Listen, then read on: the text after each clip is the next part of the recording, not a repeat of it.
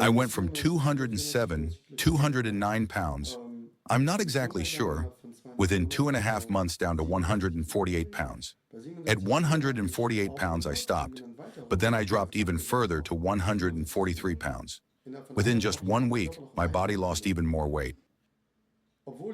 Although I ate pizza again, pasta, gyros kebab, everything that was there, quite normally, and I had no difficulty keeping it up, none at all. I rather wondered, why don't all the others keep it up? Yes, so it was actually rather relaxed, very relaxed. But I always had a reason for why I did it.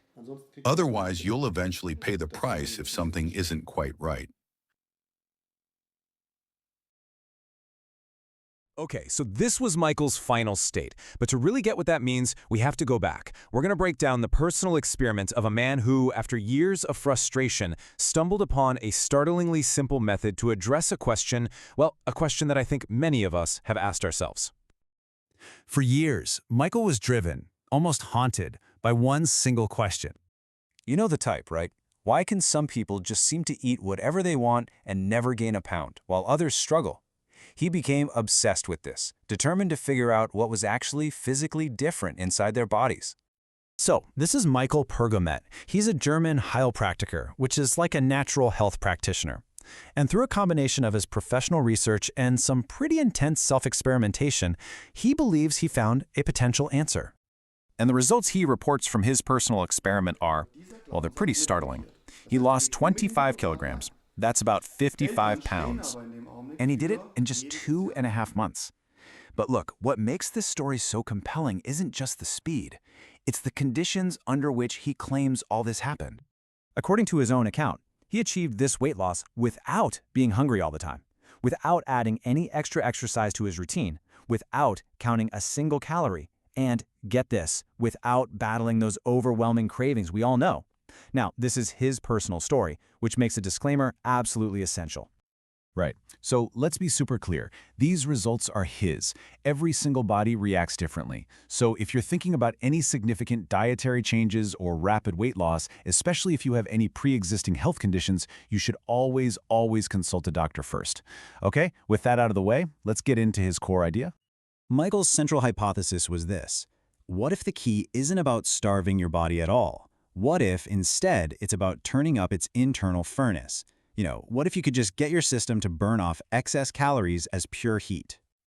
His professional background led him to start digging into scientific studies, and he landed on a really common household spice, black pepper, and its active compound, piperine.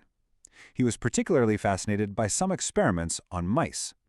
In these studies, mice that were given very high doses of piperine reportedly burned significantly more fat than the control group.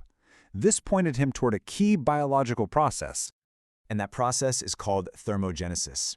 It's a fancy word, but it's simple. It's just the production of heat inside your body, and it's one of the main ways we burn calories. So Michael's whole idea was to figure out a way to intentionally crank this process way up. And according to Michael, he soon felt this really clear physical signal that something was happening. He describes his hands and feet getting incredibly warm, especially at night. So warm, he'd have to stick them out from under the covers. He said it felt like having a fever, but without actually being sick. For him, this was that heating effect in action. So what did his personal protocol actually look like? Well, he reports taking about 1 heaping teaspoon of black pepper per dose. Now, this part's crucial. To protect his stomach from that much pepper, he always mixed it into a fatty food, like heavy cream in a sauce or a stir-fry. He also often threw in turmeric or curry. But just getting the piperine in was only half the battle. He also came up with a theory on how to make it way more effective. He calls this his taxi logic. In his view, normal fats can carry piperine, but that whole digestion process is slow, it's inefficient. So to solve this, he used a specially prepared water-soluble omega-3 supplement. He theorized this would act like a high-speed taxi, basically bypassing slow digestion and whisking the piperine directly from the gut into the bloodstream for maximum impact. But there was another piece to his puzzle.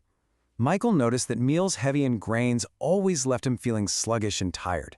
He came to believe that, for someone with a system like his, grains and starch were acting like sand in the gears of his metabolism, just slowing everything down right when he wanted to speed it all up. Now, what's really crucial to his viewpoint here is that he didn't see this as some lifelong ban on bread and pasta. He framed it as a temporary repair phase, a way to kind of unclog the system. The goal, in his mind, was to get his metabolism running so efficiently that he could later reintroduce those foods in moderation without them hitting the brakes on everything. Now let's take a quick look at Michael's original clip on this subject.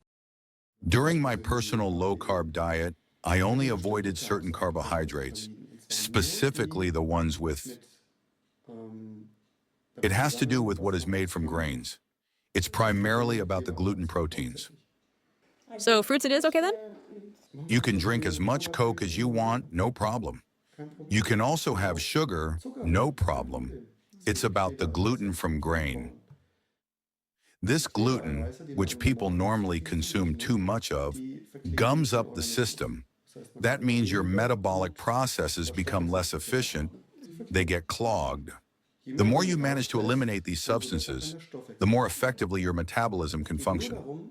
It's simply a matter of, during a specific phase of your weight loss journey, when you're striving to achieve your desired weight, to omit these substances as much as you possibly can.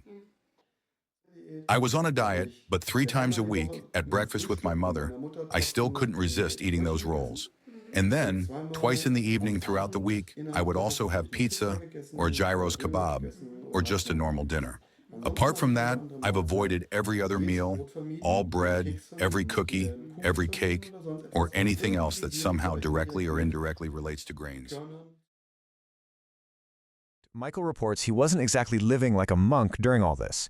Over those 2.5 months, he says he had about 8 bottles of cola, some chips and chocolate here and there, and even 1 or 2 completely normal meals a week, like a pizza or a doner kebab.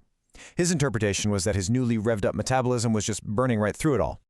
And that brings us to cravings. Michael developed this interesting theory that intense cravings aren't just a lack of willpower. He came to see them as a cry from the body for something it desperately needs, specifically fat-soluble vitamins like A, D, E, and K. So, to address this, he didn't just grab a standard multivitamin off the shelf. In his opinion, many of those products have low bioavailability, meaning your body really struggles to absorb and use them. Instead, he sought out specially prepared, highly bioavailable forms that were also water-soluble, believing this was the key to getting the nutrients into his system as fast as possible. So his anti-craving solution was to combine these highly absorbable, water-soluble vitamins with that same omega-3 taxi.